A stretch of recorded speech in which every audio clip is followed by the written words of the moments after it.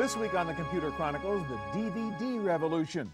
In the market for a new PC, you should buy one with a DVD drive in it. We'll explain why. DVDs are no longer just for playback. The next generation of DVDs are recordable. We'll give you a demonstration. And how does a DVD drive actually work? And why is it so much better than a CD-ROM? We'll get you some expert answers. Plus, what can you do with a DVD drive? We'll show you some very cool software that takes advantage of its powers. And my pick of the week, an email terminal for under $100. It's all coming up next on the Computer Chronicles. The Computer Chronicles is brought to you by BigStar.com, with thousands of videos and DVDs for the whole family.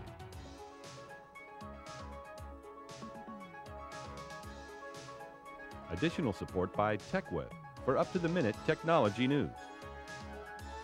And by TVA, Television Associates, bridging the worlds of computers and video with DVD authoring and MPEG encoding services.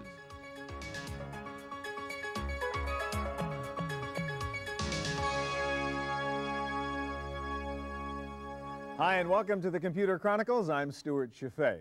Well, we have gone from tape cassettes to big floppy disks to 3.5-inch disks to CD-ROMs, and now it's on to DVD as the portable storage medium of the future. What can you do with a DVD that you can't do with a CD-ROM? The answer is lots.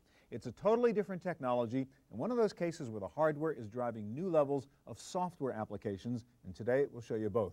We're going to start out with the new generation of DVD drives for computers and look at the new Sony Vaio and its built-in DVD drive, and Bob Moulin of Sony is here to help us. And actually, let's talk about the hardware first of all. So this particular model of your Vaio comes with a DVD drive built in addition to a CD writer? That's right. What this machine has actually is a current DVD-ROM drive built in, as along with a CD rewritable drive.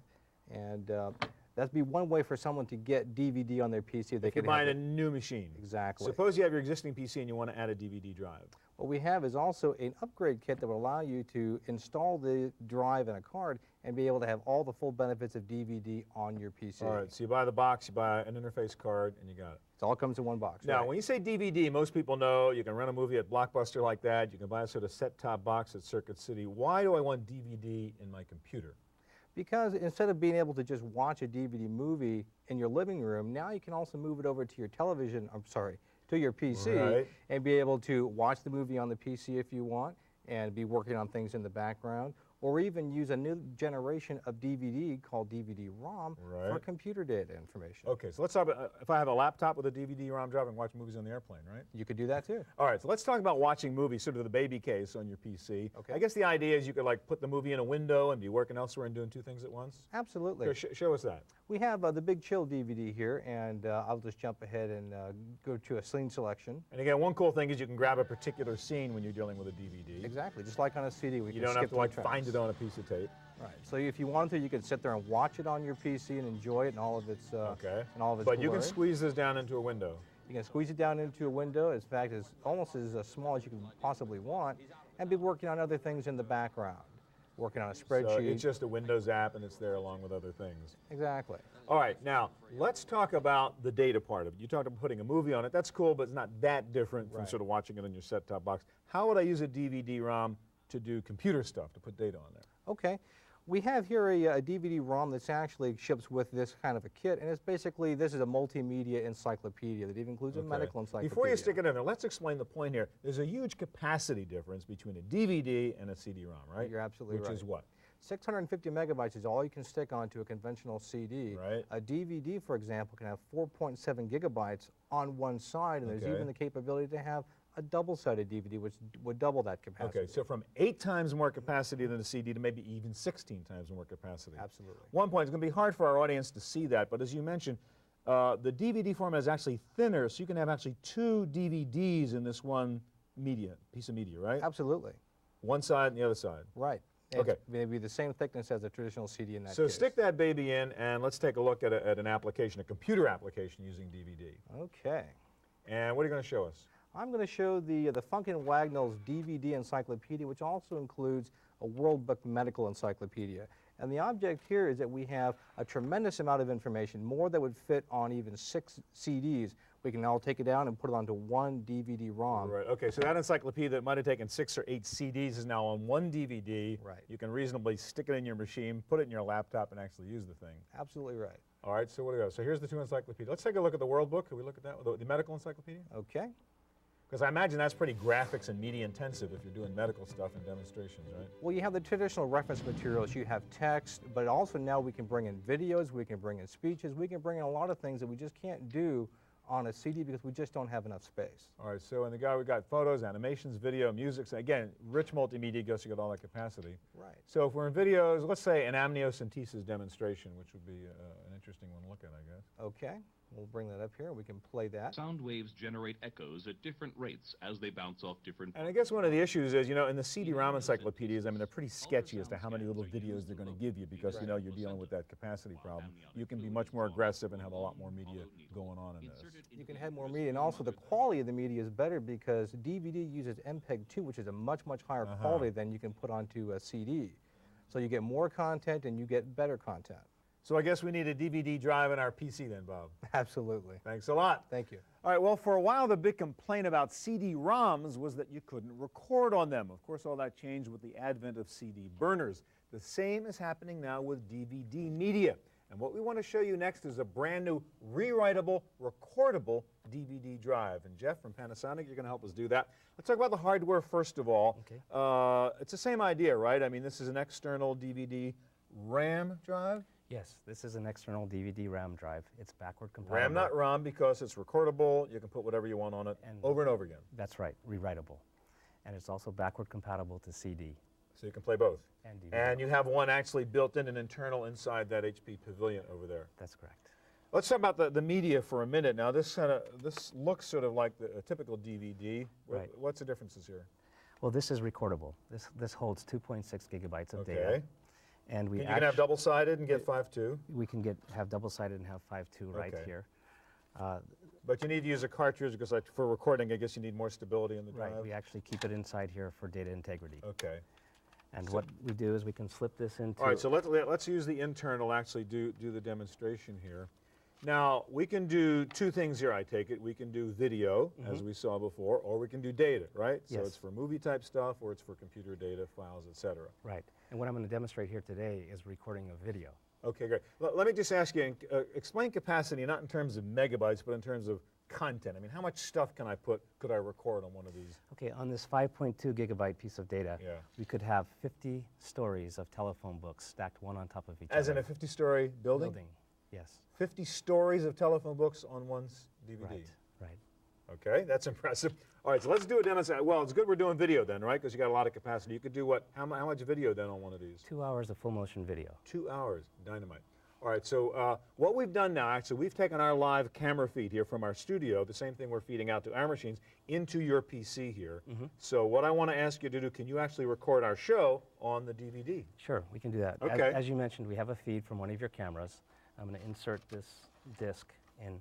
We'll take your feed, Okay, and so we're this is your using interface a here? Sigma Design DVD-R encoder card. Okay. And what I'll do here is I'll hit this red button here Click to start the record. recording. And we're actually previewing this right before we record it. Okay. And you'll see, I think we should do something to show that we're recording. Yeah, so okay, I mean, just sort of a slight, maybe 1 second delay here. But, which is an important point. You're actually showing me what's coming out rather than what's going in so I can monitor the quality and make adjustments. Yes, add brightness, etc. All right, so we've done about 15 seconds, so why don't we stop it and actually play this So I back? hit the stop button, and I'm going to hit the play button here. And you'll see, we'll come back, you'll move.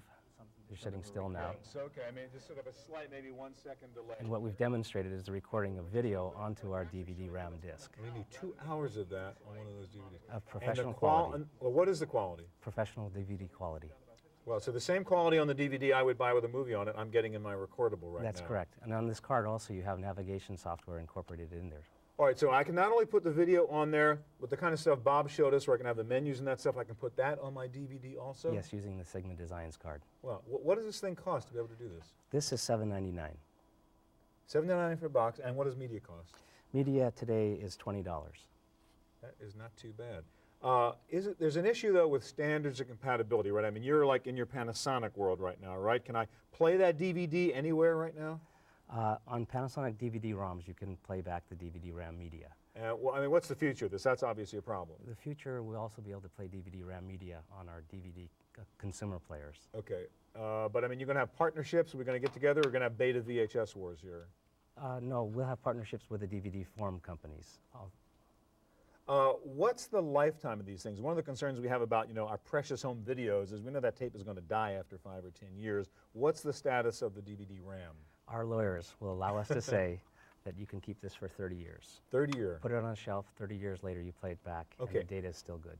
Okay, now that's video, which is kind of cool, so we can take like a home movie camera and actually put our home movies on DVD and distribute it that way. What about data? I mean, this is tremendous capability to store files, to do backups, I mean, corporate level capacity, huh? That's correct, yeah. Actually, one of these will hold 125 four-drawer file cabinets. What, is this a shipping product now, this yes, DVD-RAM this is business? out in the marketplace. You can do it right now? You can also buy this internal DVD. Wow. I take it where we're going then is what everybody wants is the recordable home DVD, VCR kind of thing. Throw out the tapes forever, and we're going to have the playback and record DVD box at home. That's correct. We're trying to build the DVD world, which will have complete compatibility between the consumer and the computer worlds. This is cool. Thanks a lot, Jeff. Thank you.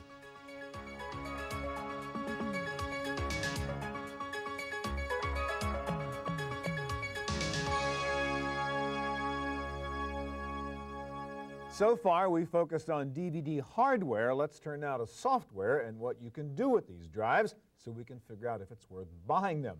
There are some very cool new titles that take advantage of the DVD technology. One of the best is the new DVD version of Microsoft Encarta. Here to show us Encarta and a few other things is Ron White, author of this excellent book, and we've showed you this before, How Computers Work. This is actually the brand new Millennium Edition. Millennium had to be. And Ron is also senior editor with PC Computing. All right, let's talk about how DVD works, okay? First of all, I mean, what is the trick? How can we get 8 times as much data on a DVD-ROM as a CD-ROM? It is a trick, and there's some tricky things involved, because like this is the Yellow Submarine. That's a DVD. DVD. Yeah, it looks like a CD. Yeah, looks like a CD. You couldn't tell the difference. But actually, there are 3 important differences. They use an MPEG compression that just works with video and sound very well. The little spiral of information where stuff is written on here is a tighter, smaller spiral. Narrower tracks. But here's the really tricky thing. It looks like there's one surface to this. There's not. There's 2 So surfaces. even on a one-sided DVD, we're really looking at 2 layers. 2 layers. And on a double-sided DVD, which they go up to, you'll get 2 layers on each side, and you reach like 17 gigabytes. You have of a great storage. illustration in your book, which I saw before. That might help people understand what we're talking about, right? That's right. If you see the little blue dots, that's data on one layer, and a laser beam focuses on that layer. But to read the second layer of the gold underneath, it just changes the focal length of the laser beam, so it just goes right through that first layer and reads data off the second layer. That's pretty cool technology. It is. It's amazing. Now, I want to ask you, though, what are we going to do with this capacity? It's cool to watch a movie on a DVD, but from an application software point of view, what do we need? I don't know an application that takes 8 megs of RAM. There have not been a great number of software out on DVD. It is mostly movies. Some of the stuff that's coming out on DVD is a bad idea. Give you an example, games. Some game producers thought, oh, well, this is neat. We put video in our games, which sounds good. But you watch some of these games, and you'll be open door A or door B. If you open the wrong door, you go back 20, 30 seconds in the movie, have to watch that over again. Yeah, you wind up watching the same pieces of film over and over again. Today, the thing is 3D games where you've got unlimited freedom to go any place, and you don't need a lot of disk space to hold a good 3D game. I think we're finding some stuff now is where multimedia really works out like Encarta. Well, let's go first of all. National Geo is a great example. National Geographic. Because that's the use of mega capacity. This is actually for DVDs. And originally this was 36 CD-ROMs. And it's every issue of National Geographic, 170 years. That's ever been printed. Every page, 170 years worth of National Geos.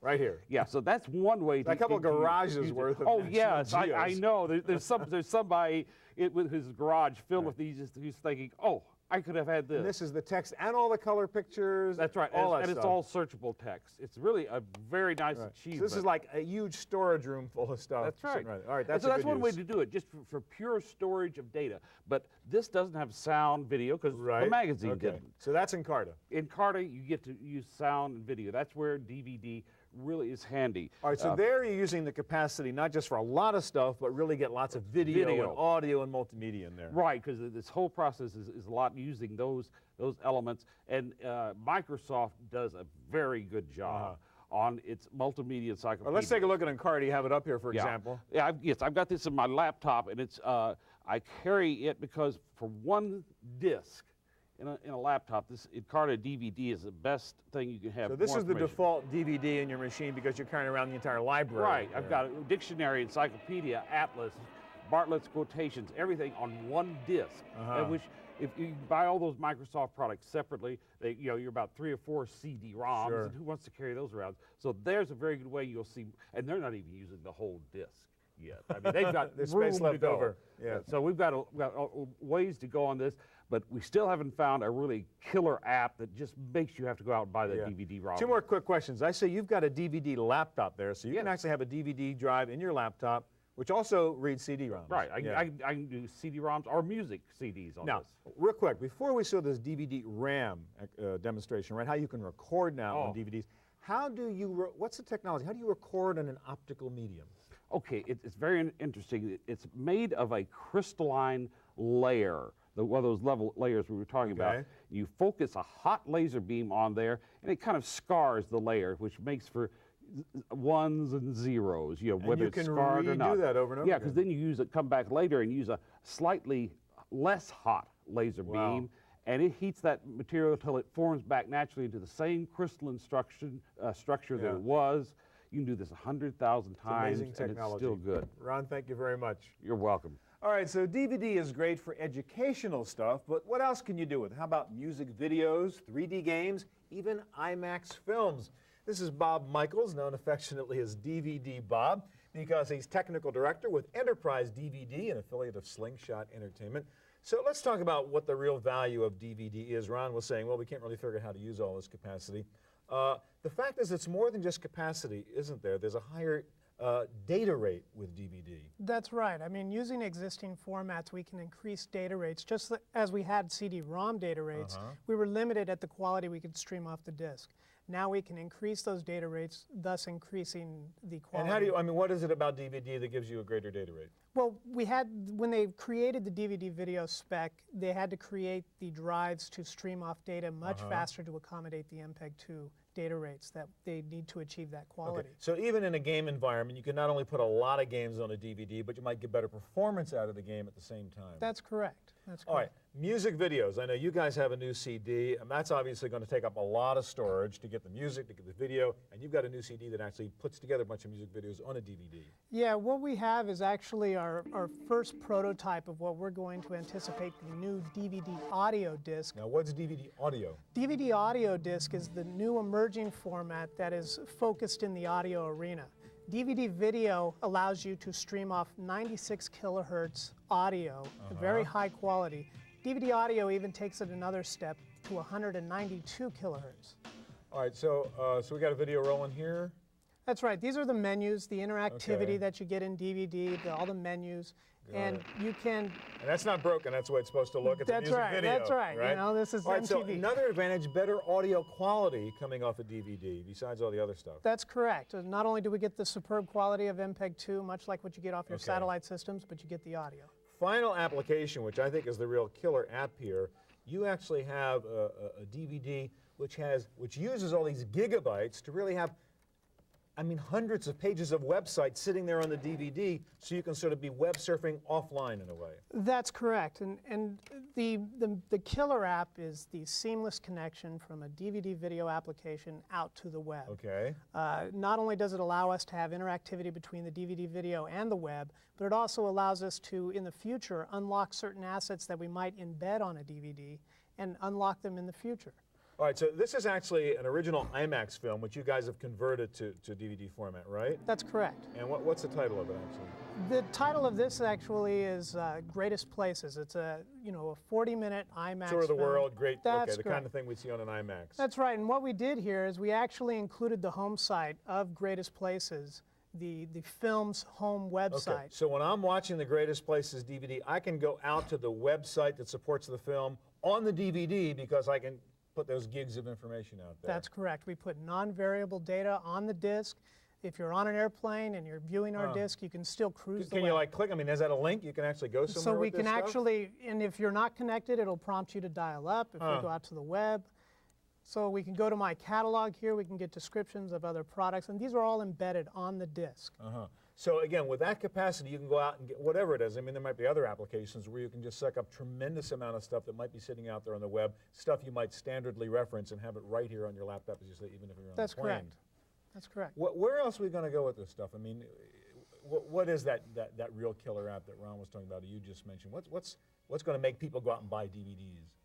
The killer app is going to be versatility. I mean, DVD doesn't stand for digital video disc. It stands for digital versatile disc. So is that a marketing term for you guys? No, actually, it's a DVD forum term, and that will actually. This is the true multimedia platform. And is this the end of the line? I mean, we go from one to the other. What happens after DVD? Who knows? HD DVD? I don't know.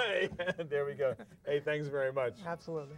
All right, well, that's a look at the DVD revolution. I'll be back in just a moment with my pick of the week. Don't miss it.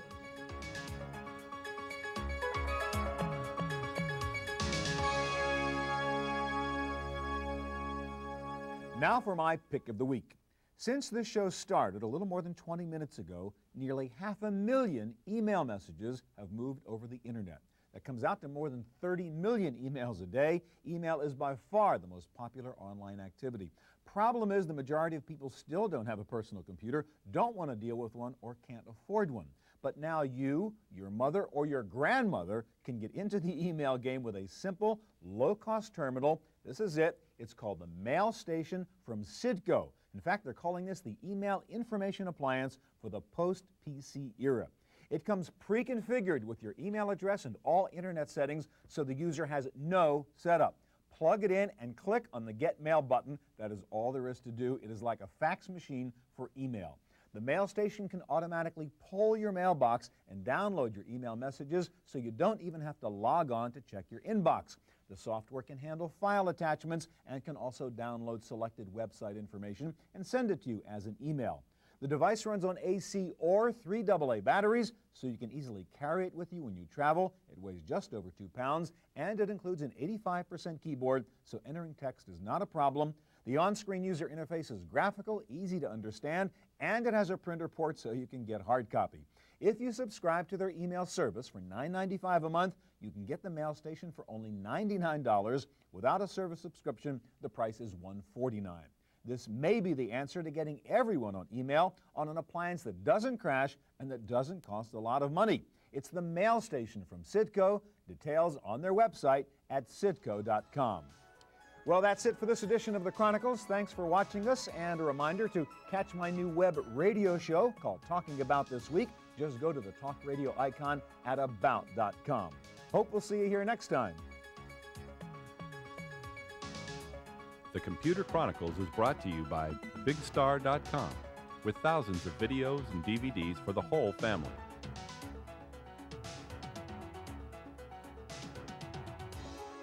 Additional support by TechWeb for up-to-the-minute technology news. And by TVA, Television Associates, bridging the worlds of computers and video with DVD authoring and MPEG encoding services. To purchase a videotape copy of today's program, call toll-free 1-888-310-7850. Please specify the show number and the topic.